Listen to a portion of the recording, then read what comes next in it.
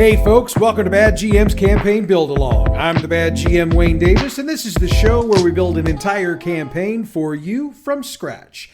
And by this point in the season, it's ready for you to start running for your group as soon as tonight, if you're so inclined. As you well know by this point, this season is all about the Fallout role-playing game.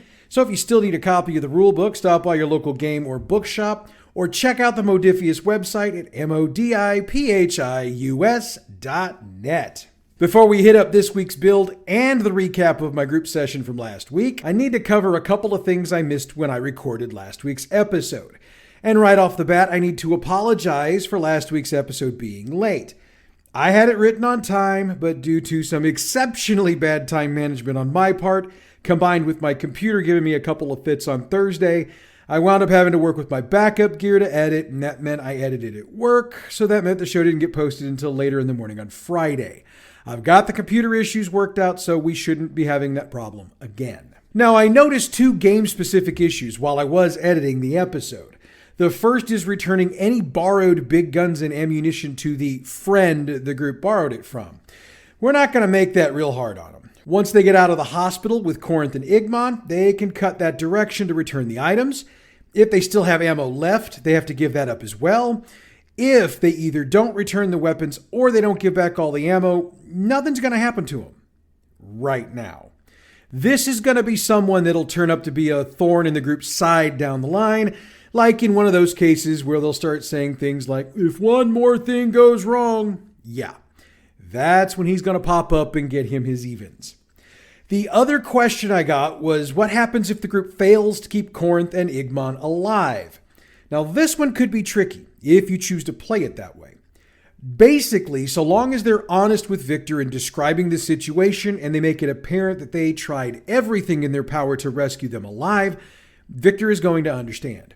He'll acknowledge their attempt, and while he will be grieving, he'll thank the group for doing what they could to bring his family back to him. He'll still hand over the information his sister got for him, and we'll get to what that is next week. I mean, after all, we need to get into what you came for this week, and we need to begin as we always do with a recap of what we built last week. Last week, we finally got around to getting our group over to Barnes Hospital, since they now have not only one, but two tasks to accomplish there. We built out the rescue of Corinth and Igmon, and the group, if they were smart, utilized a hole in the wall of the building to make their entrance, then made their way to the basement where they were able to free the two men, then got them back to Diamond Pass where Victor had a surgeon ready to do her best to save them. Victor provided the group with as much information as he'd been able to gather in a short amount of time, but he also acknowledged understanding they're wanting to head back to the hospital to finish their current task list. Before we build, I realize there are two things we need to do here. First, we need to level the group up. It's been a little bit. You know the deal by this point, so no need to repeat it here. The other thing that we need to do is reset action points. I know for a fact we haven't done that in a while, so set them back to one for each member of the group for your pool and leave their pool empty until they fill it up. All right, as we pick up this week, the group is still in Diamond Pass, and we do need to note that it's getting pretty late in the day and the group's done a lot of work in a short amount of time. They are probably tired and somewhat injured, so I certainly wouldn't blame them if they want to catch a couple of hours of sleep and get a meal, so if they want to do that, by all means do so. They also might want to spend some caps to get more ammo, stim packs, or even better weapons if they can. Again, do so if that's the case. By this point, the group's probably got a regular thing for sleeping, so go with that and we'll pick up once they've all woken up. However, I know my group, and yes, I know that's a phrase I say a lot. They're going to want to at least check out the hospital while their previous trip there is still pretty fresh. Truth be told, it doesn't matter when the group chooses to go. This build is going to be exactly the same. We've covered the approach before, so it's going to be very much the same. But you know me, we got to shake things up a little bit.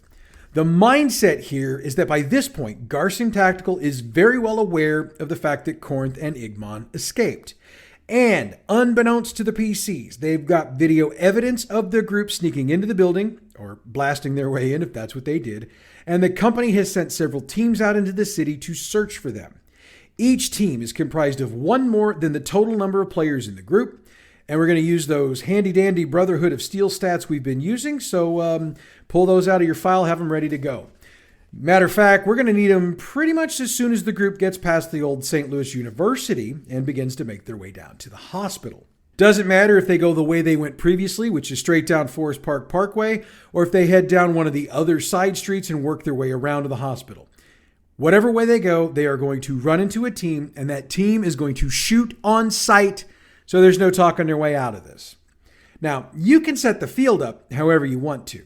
It can be an open field battle, or there can be old cars, piles of rubble, or other types of cover available.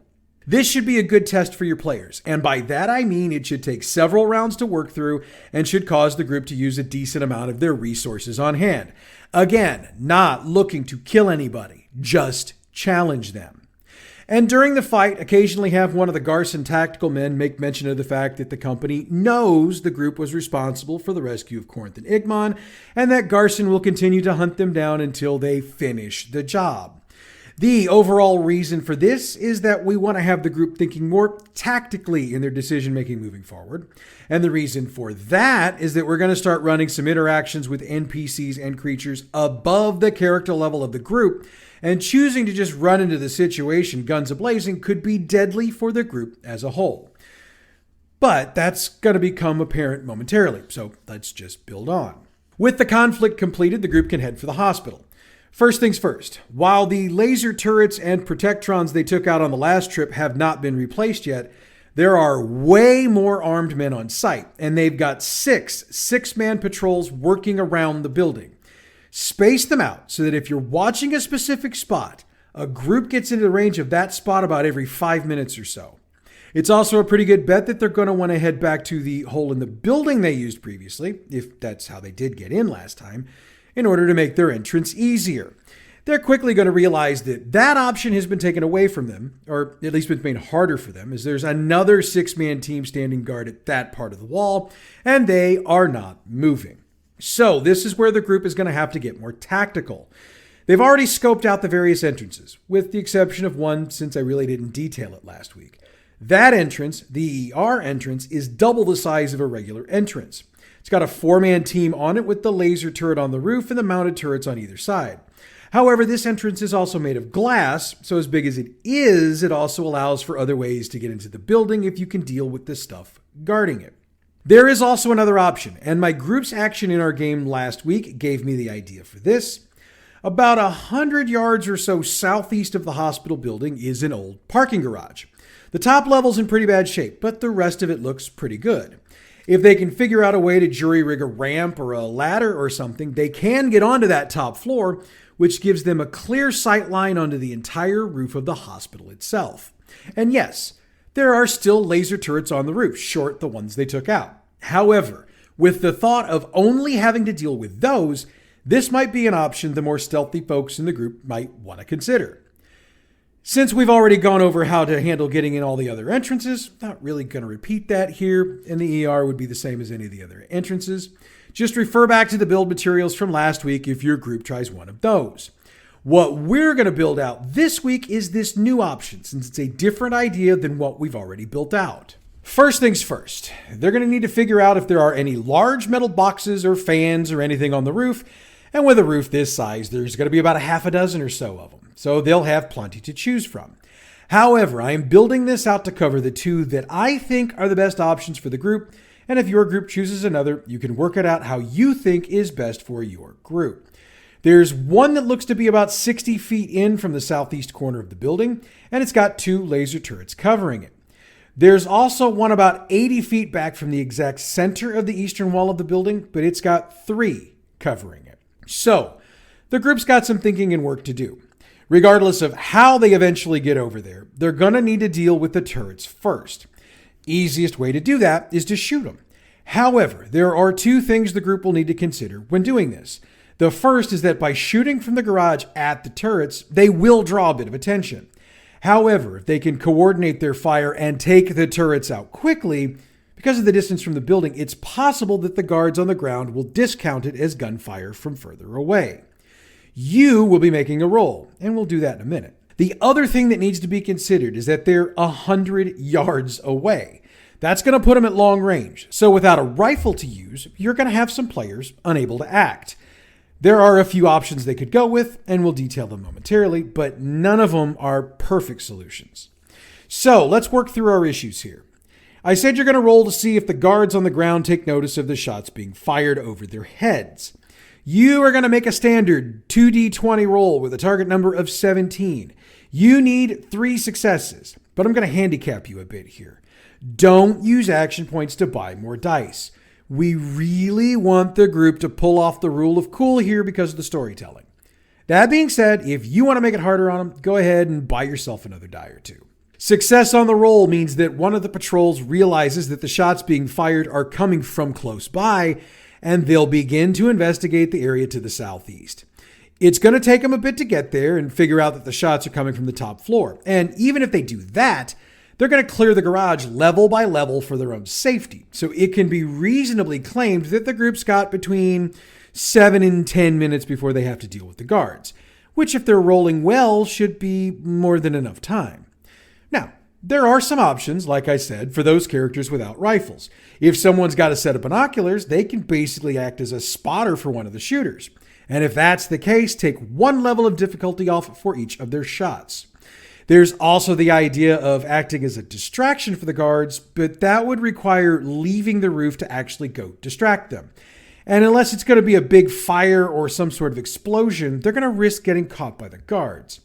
If that happens, they'll be getting the Corinth and Igmon treatment in a few, so get those industrial-size hooks sharpened and ready to go.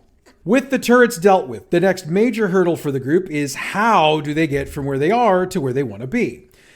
If the group's got enough rope and a robot, it's simple. They tie all the ropes together, which should work if the group's got a length of rope for each character.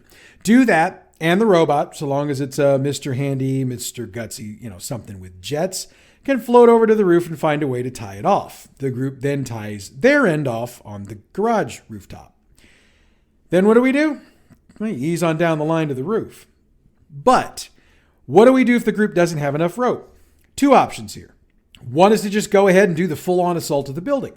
It's going to cost a lot of resources and maybe result in a party member dying, since they'll be facing about double their number in the first round and another 6 roughly every 2 rounds after that, since the various patrol groups will be making their way around to wherever the fighting is. But if your group's insistent on doing it, do it. I just suggest making sure you've got a fresh stack of character sheets ready for when they're done. Just saying. The smart move, if they don't have enough rope, would be to, again, scurry back to Diamond Pass, buy what they need, and scurry back. Fortunately for them, it'll be like they hit pause on a video game. Since they took out the turrets without anyone noticing, then they can get back into their spots and do their thing. And even if they did get a patrol going out after them, they surely dealt with them. So again, pick up where they left off. The issue here would then be if they don't have a robot to take the rope over to the hospital roof. I mean, we're still talking about 100 yards, and I'm sorry, but the best throwers in the world wouldn't be able to throw a rope with some sort of hook on it that far and guarantee it's going to stick and stay in place. In that case, they're going to have to get creative.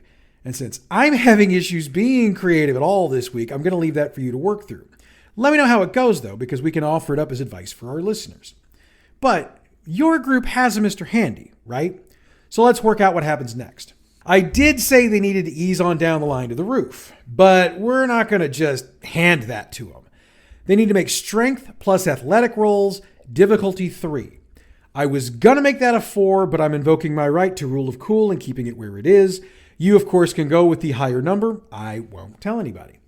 And since it's life or death here, they need to seriously consider spending action points if they've got them, or luck points to buy enough dice to make it happen. Otherwise, they will fall 4 stories and land on concrete. I don't have to tell you what happens next, but it ends with you handing that player a new character sheet and having them get to it. If, by chance, somebody succeeds but rolls a 20 for a complication, we're going to go with something falling off of them as they make their way across. If you really want to be cruel to them, make it a weapon or some ammo. However you want to do it, a complication should cost them something that they might need later. Now, don't let them lose something that's crucial to the storyline, like the data card they just got from Victor, but make it something they'll need. Hey, it's the cost of doing business sometimes. Once on the roof, they're going to find themselves behind a 3-foot-high metal box, basically. You know what I'm talking about, the type that encases electrical motors and such on the roofs of big buildings. In this case, however, it's empty. Whatever it had once been shielding is long gone, but the box remains. The fastest, quietest way to deal with it is to laser a hole in it large enough for everyone to get through it. Once that's done, they'll need to drop a section of rope down to the floor below, as they'll be on the remnants of the 4th floor of the building, which for the record is exactly where they need to be. They will, of course, check to see if the coast is clear, and for the moment it is. So let's get them down the rope and into the hallway, and then let's pause this idea here for just a moment. Why? Well, somebody's group is going to use the brute force method to get into the hospital, and I owe it to them to lay out how that's going to work. So if your group did it the stealthy way, you got a minute or so to refill your beverage before we get back to you. So to borrow an old and really antiquated phrase, smoke them if you got them. Now, as we detailed earlier, the full frontal assault is going to get messy. Even if the group works at a distance to pick off guards and or laser turrets, they're still going to have to deal with a bunch of guards and lasers before they can get inside, and it'll no doubt turn into a closer quarters fight than they'd like. Also, don't forget that the Protectron robots are still wandering around out there, any that were left from before, so make sure they get involved in the fight as well. All of that being said, if your group made it this far, they get access to the building. They really don't have time to stop once they're inside the doors, as the entire complex is going to be aware they're there.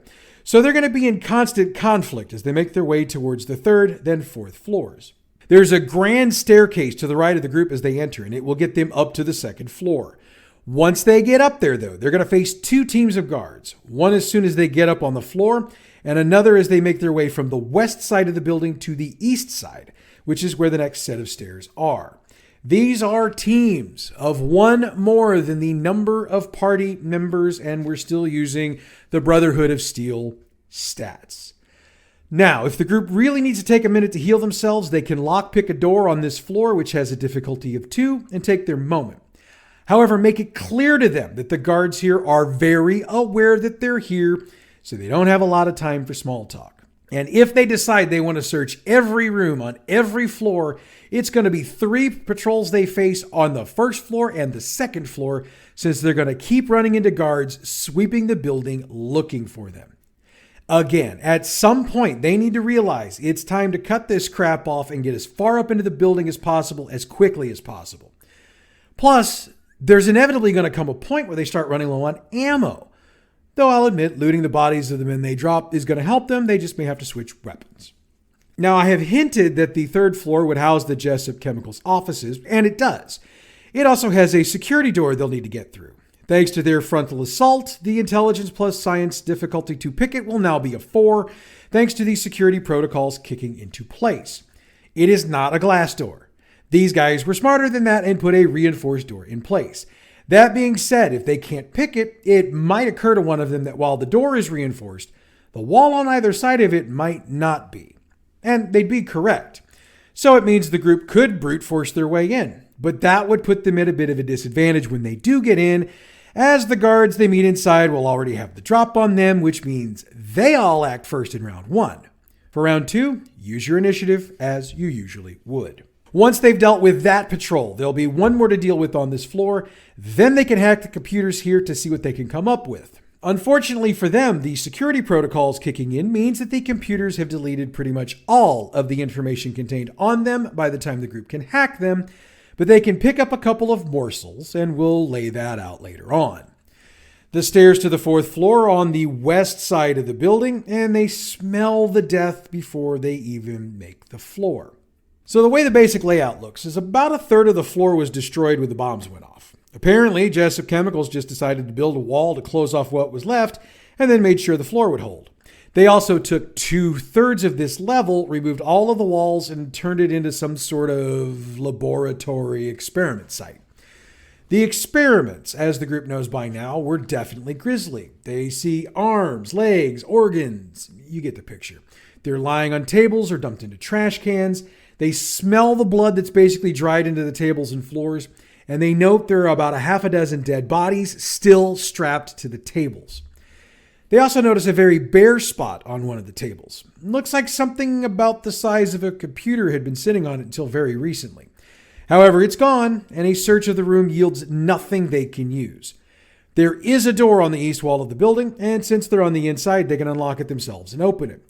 The unused third of the floor is a 30-foot corridor with 2 storage offices about 15 feet down, 1 door on either side of the corridor. At this point, this group needs to get out of the building, regroup, figure out what data they've gotten, and make their next move. This is where we go back to our group that came in the silent way. They are in that 30-foot long corridor, and they see the 2 doors on either side of the hallway about halfway down. They're unlocked, and they note that these are, as I noted, storage. Flasks, beakers, computer paper, for dot matrix printers for you OGs, pens, pencils, and a ton of scientific and basic office supplies, basically. The door at the end of the hall is locked, so from this side it'll have to be picked or kicked in, and since it's a good old-fashioned wooden door, a good kick would blow it open. But since the group has no idea who or what is behind it, they're going to want to pick it. Difficulty 1, because they obviously didn't anticipate anybody getting in from here. And if they want to press their ears to the door to listen before they go in, they hear a couple of men arguing about how you ruined the experiment. It'll be a back and forth blame game with some rather crude comments being made by each man. When they get the door open and get into the room, they find a neater version of the scene I laid out for the frontal assault. While there are 4 dead bodies on tables in the room, things seem to still be fairly neat and tidy. The medical waste has been properly disposed of, and there's not a ton of blood everywhere. Still reeks of death, but that's to be expected. 4 men in white lab coats are standing in approximately the middle of the room, and they're obviously engaged in a heated argument. In fact, they are so preoccupied, they won't notice the group until they're right on top of them. These aren't combat NPCs. They'll fold like a house of cards, which will make getting information out of them fairly easily. There are no roles necessary, so long as the group asks the right questions to get the answers. And here's the stuff they can get. The men all work for Jessup Chemicals, and they've been working on an injection that virtually ensures that any transplant will not only take, but thrive. And while they've been having some success with organ transplant, attaching new limbs has been proving difficult. In fact, they haven't had a single success yet, and the majority of their patients have died on the table. They have no idea what's become of the rare survivors they've had. Most of the organ transplants they've done have been either on Jessup supervisors or Garson tactical employees, so the assumptions would be that those individuals went back to their jobs. However, for the limb replacements, those individuals were transported off-site by Garson employees, so they really have no idea where they went. They know nothing about the landing or dome projects, but they are aware of the Union Station facility, as that's where all the chemical formulas they come up with are produced before being delivered to them to test. They have no idea why they're doing the project they're doing. They just know they're very well paid to do it. That's about it. About what they could tell them. I got a couple more things that'll come up in a minute, but for now, that's it. The group does see a computer sitting on a table not too far from where the men were arguing, and it's fully operational. If asked, the men confirm that it's got all of their research notes on it. It's unlocked, and a quick check confirms the notes part, but there's also a file labeled JAJE Project. It's a heavily encoded file, but they can download everything onto the data cards they used for the Union Station job, and they'll figure it out later. If they ask the men what is on the 3rd floor, they'll respond that it's Garson's security and administration offices, and they'll note that they keep a lot of guards down there. It's almost like they think we're doing something somebody might want to steal. Yeah, I'm expecting a smart aleck answer from my group on that one. The group should have figured out the clock's ticking on this, as the longer they're in here, the greater the chances somebody's going to come in and find them. There aren't any samples of the chemicals they've been using, so other than the info they downloaded, they don't have anything else to take. There is one more piece of information I do want to put out there that I forgot to put. These guys don't know the name Jackson Denman, but they do know the name Jessica Denman. She's the head of Jessup Chemicals, and she frequently drops in to check their progress. She's almost obsessed with the limb procedures and continues to push them to find success. In fact, she sent 3 teams of scientists who failed her away, and the assumption is that they are no longer among the living. She was on site yesterday and was definitely not happy with their lack of progress. Okay, so now that is all of the information. The group now has to figure out what they're going to do with these 4 dudes. Now, they can kill them, of course, but unless they do it quietly, they're smart enough to know they risk alerting security. They can also threaten the men. That's charisma plus speech difficulty 2. They could also just try to politely persuade them to not talk. Same roll. Either way, once they've done what they're going to do, they need to head back out the way they came in, reverse the process with the same rolls, and once they're back to the garage, they can head back to Diamond Pass or wherever they're going to check the data and figure out what's happening next. And that is where we're going to end our build for this week. Next week, we'll start with an information dump as we'll lay out all of the information our group picked up in this heist, plus the information they got from Victor. Once that's done, we'll get back to building. But now, it is time to cover what my group did last week with the stuff we wrote. And I realized I forgot to write our recap of what we did in the previous session, but that's okay. Let's just go ahead and do what we do. We picked our session up right after where we had left 2 weeks ago, with the group having given Amber the box from Victor, her giving them the note, and her strongly advising the group to head back to Victor. When the group got about 5 blocks or so down the street, they observed the explosion of the building, which Jim had predicted as we were starting the session, and he and Scott were a bit annoyed that Victor had lied to them about what they were carrying not being a danger to them. However, I took a GM moment to remind them that one could pack a lot of C4 or a C4-like substance into a box the size of what they were carrying, and C4 will not explode without a detonator. So as long as all they had was the C4, or whatever the equivalent would be for our game, they were never in any real danger. They made their way back towards Diamond Pass, but decided again to scope out the Opera House, since they had to walk past it on the way back. By this point, I decided that it was starting to get dark, since the entire campaign to this point has taken place in like a day. So as they were passing, they noticed that the security in front of the building was still there, but the security across the street from it was gone. They also noticed all of the people exiting the building, including one Barnabas O'Reilly. It occurs to me at this point, you might be wondering where the random encounters we've been building into the campaign have taken off to, and I'll explain. I try to follow 2 rules when I'm running a game: the rule of cool and the rule of good storytelling. So when my players are doing things that hit one of those 2 rules, if not both, I tend to reward that, and it typically requires me to make some alterations. Since my group has really been role-playing well, I decided that in order to keep encouraging that, it'd be a good idea to drop some of the extra encounters I put in there and allow them to just keep doing what they've been doing so far. Oh, and for the record, we've got a massive rule of cool moment coming up a little later on, so yeah, you definitely want to listen. The group made a decision that because of the sensitive time frame to find and bring back the kidnapped Juliet, they'd head directly to the landing and see what they could do, since they already had the letter they needed to prove they completed the first job. When they got to the landing, they chose to be very methodical about their recon work. They decided to maintain as much distance as they could from the building in question, and noticed the guards up front that we'd put there in the build. A very interesting question was posed to me, and that was whether or not Tyler would have schematics of the building in question, as he is a pre-war robot who'd been in the St. Louis area. I had Tyler roll intelligence plus science, and when Jim asked for Tyler's difficulty, I told him it was a sliding scale, as I had come up with 2 pieces of information I wanted to give him depending on the number of successes he had. Fortunately, he reached my target number, and he therefore knew the following, which he shared with the group. He does have the schematics of the building in question. However, the plans he has show the building as being a 2-story warehouse before the war. If, as they've been led to believe, there's some sort of facility here for holding prisoners, it would have required some significant alterations, which Tyler wouldn't have. Through digging through his memory files, Tyler also notes a letter with the stationery of the Civil Defense Service, dated 1 week before the bombs dropped, detailing plans to remodel the building with steel-reinforced wall, lined with lead and sheathed in concrete. However, since the bombs dropped so quickly after the letter was written, he has no idea if this actually happened. And there's a building directly behind the building in question that is the exact shape and size of the address they were given.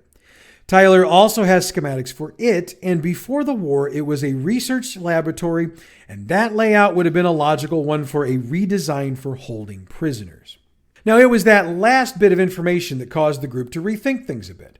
Rather than immediately risk a frontal assault, which is what we had designed this encounter to be, they headed over a block to check out the building behind the address in question. Now, I had to off-the-cuff this, since I hadn't anticipated them doing this, but I think it worked out okay. So let's discuss what I did in case it comes up in your game. And if it already has and you came up with something different, hit me up and let me know what it was.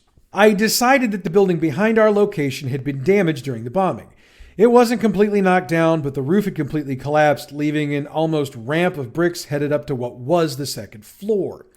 When the group saw nothing but a solid wall and no connection, because they thought maybe the two buildings connected, Jim decided to elevate, since he can do that because he's a robot, and see if there was anything on the third floor of the building next door. There wasn't. I had that one basically blown out, so there was no walls or floor. I knew what was coming next, and Jim and Tyler didn't disappoint. They decided to pull their Kool-Aid Man stunt again and go busting through the wall. Needless to say, they found out that the steel reinforcement plans had gone into effect at some point, and they both clanged off the steel sheets that are part of the wall.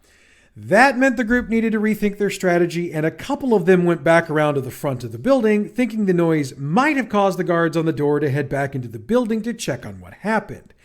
Needless to say, they were rather disappointed to find all four men still there. I did that because you and I both know there's still a decent number of guards in the building, so they would be the one to check on things. So this is where we get a couple of rule of cool moments. It occurred to Scott that there should be some sort of soft spot on the roof of the building, because there'd be at least one point where there would be a roof fan or a vent or something for the HVAC system. Jim again flew up to check out the roof, and I gave him not one, but 3 spots, including one just on the other side of the wall they couldn't bust through. Jim and Tyler decided, well, they could float down to that roof from the other building pretty easily, and they also realized that while one of them could not easily pick up and carry a group member, if both of them worked together in tandem, they could each pick up a group member. Well, together they could pick up a group member, take them over to the roof, set them down, lather, rinse, repeat. That's what they did. Now, I had to then do a little more thinking on my feet because they asked how the roof fans were secured. I just went with them being bolted to the roof, so Jim used his laser to cut the one closest to the other building. They managed to get it moved out of the way, and Aniston made the decision to drop down into the ductwork. What I did decide was that this ductwork was old, and that it probably hadn't been reinforced or otherwise maintained in an appropriate manner, mostly because the facility has a more modern, for fallout anyway, air filtration and conditioning system. So, first man through, busted through the ductwork and landed on the desk, which means Aniston was basically sitting on top of the desk of the overseer of the facility and looking him straight in the eyeballs. Needless to say, that meant both of them had pretty shocked looks on their faces. Gabe dropped in shortly after Aniston, while Scott took up a cover position from the roof, making sure that not only were they covered from the overseer, but also those who might enter the office. Jim also came down into the room, and it was the 3 of them attempting to persuade the overseer to give them keys and access codes for the facility, but he was exceptionally unwilling to do so. During the discussion, he pressed a button on the underside of his desk, and 6 armed troops lined the door to the office, rifles pointing at the players. While all of this was going on, Tyler cut the other 2 roof fans loose to check out what things looked like below, and Braden and Max were assisting. Neither of the other 2 fans still had ductwork attached, and one went 2 stories down and landed in the outer hallway, which is where we would have had troops storm out through to head outside. The other landed just inside the front doors. This is where the major rule of cool moment comes into play. There was a quick discussion between Jim and those on the roof, since Jim and Tyler could easily communicate about using explosives. Going through their inventories, Max had 2 missiles he'd picked up when the group took stuff off of bodies a couple of encounters back. However, he does not have a missile launcher. Now, normally that'd be a problem. But for anyone who knows how missile ordnance, or at least the kinds of missiles that would be a part of that retro-futuristic style, work, think of the stories we've heard about soldiers in World War II who would pound the butt end of a missile onto a rod or pin really hard, then chuck it like a grenade. You could really do that, and the science does back it up. So, Jim, Scott, and myself explained that concept to Max because even though he understood it, he questioned whether it was actually possible to do it. And once everybody pointed out that the GM was telling him he could do it, he decided to drop a missile using this method onto the 4 guards on the outside of the building. Now, when he first decided to do this, we didn't know how much damage it would do. Needless to say, 11 dice of damage, even if you have lousy results, should still be enough in a radius of damage to kill the 4 guards. Yeah, he did enough damage to turn those guards into chunks and do enough damage to the front of the building to distract all of the remaining guards and convince them to head to the front of the building. Simultaneously with this, Gabe and Aniston had finally had enough of the stalling, and Gabe shot the overseer in the head, then swiped his key cards. Jim used them to access the computer terminal in the office. This is where I decided to bring in something from the build we did a couple of weeks ago, and you'll see what I mean momentarily. There were 3 options: cameras, security, special. Jim took control of the cameras and was able to see the room on the ground floor and noticed the 4 men in lab coats doing something to someone on a gurney. For security, he had the option to take control of the protectrons, and he used this control to order them to protect the person being worked on. He'd tried to order them to kill the men in coats, but they responded that it required a higher level of authority than what he had. But when he changed the order to a protection order, the protectrons responded, and I noted that Jim saw the lasers being fired on the cameras. While that was going on, the rest of the guards made their way outside. Max had 1 missile left, and he did the same thing with this one that he did with the previous one, and enough damage was done to kill the rest of the guards. Again, kids, rule of cool. Jim then decided to open the final file, and that's when the building self-destruct started. Jim ordered the protectrons to take the woman to a safe distance away from the building, and the group got out as well. As they were getting to the meet point with the robots, they heard, saw, and felt the explosion. Oh, and I almost forgot to mention, before Jim opened that last file, he ordered the system to give him full command authority over the protectrons so that he could command them away from the security station. Smart move on his part. So he instructed them to check Juliet and report her condition. One shifted into medical mode, conducted a scan, and reported that Juliet had been injected with a serum that would, in 72 hours, transform her into a super mutant. The robot then noted that there is an antidote. However, all of it had been in the building that was just destroyed. After some discussion and memory searching, they all came up with a full list of the chemicals needed to make the antidote. To make it hard on them, I had the Protectron report that 2 of the chemicals are Jessup Chemicals' proprietary materials, and they would have to be obtained from them. Jim attempted to order the Protectrons to return Juliet to Paul, but they reported that if they move outside of a 6-block radius of the building, they have an auto-destruct program built in. So instead, he ordered them to patrol the area, treat any wounded they encountered, and keep the area secured. So the group returned Juliet.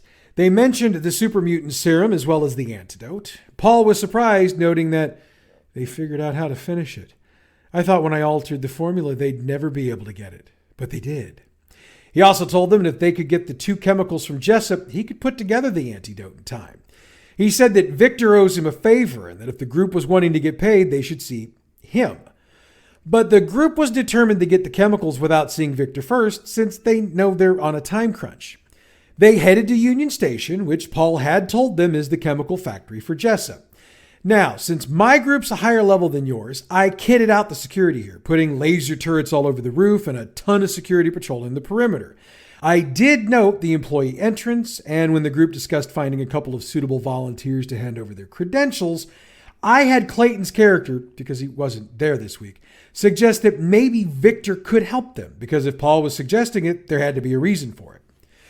So the group headed back to Diamond Pass and met with Victor, who informed them that he could quickly get all the other chemicals they needed for the antidote. While he could provide them with access cards and uniforms, the issue they'd be running into is that security codes are changed every 16 hours, and he's sure the cards he has now are way out of sequence. So he suggested the group head to Soulard to make a deal with High Intelligence to get the cards coded. He also gave them a data card he'd stolen from them, plus 5,000 caps to get a card they'd stolen back for him. He also gave them 500 caps to pay them for the coding they'd be doing. Yes, this is the encounter we built for down the line with High Intelligence. My group didn't go in the order I thought they would, so we're adjusting on the fly. I'm kind of getting used to it by this point. The entire interaction with High Intelligence went without incident. They made the deal, exchanged data cards, and got their cards coded with the most recent security codes. They were also informed that they had about 11 hours left, so they'd be aware. The group headed back to Victor, handed over the data card he wanted, then were escorted by Bruno to the storage house to get their uniforms from Otto. Again, that encounter went exactly how we wrote it, and the group got their uniforms and got out of Diamond Pass. We ended the session with the group getting just outside of Union Station, and that's where we'll pick up next time around. And that brings us to the end of today's show. Next week, we'll build on the various revelations our groups had over the past month or so, and we'll start bringing out more of the major players in this campaign. Plus, as the group still hasn't found Jackson Denman, they're going to be looking for him as well. Until then, check out our other fine show, Role Playing History. This week, we're deep diving the play-by-mail game Hyborian War. It's a really interesting game, so you're going to want to check that out. Role Playing History is available wherever you get your podcasts or on our website, badgmproductions.net. All Fallout role-playing game materials referenced on this show are the trademarked and copyrighted properties of Modiphius Entertainment through their license from Bethesda Games, and they're used on this program for entertainment purposes only. If you're interested in checking out all of the Fallout role-playing game stuff they produce, or any of the other fine game products in their catalog, check out their website, modiphius.net. The music we use for this show comes from Pixabay.com. Check them out for all your license-free, royalty-free music needs. Bad GM's Campaign Build-Along is a production of Bad GM Productions. Check us out on Facebook at facebook.com/gaming/BadGMProd, on Twitter at BadGMP, YouTube and Tumblr, it's Bad GM Productions. Our email is badgmproductions@gmail.com, and online the website is badgmproductions.net. Next week, we shift the campaign into second gear and start getting a better idea of just how messed up the power structure of our campaign world is. It's going to be an interesting time. But that's next week, folks. Until then, I'm the Bad GM, Wayne Davis, and I'll see you at the game table.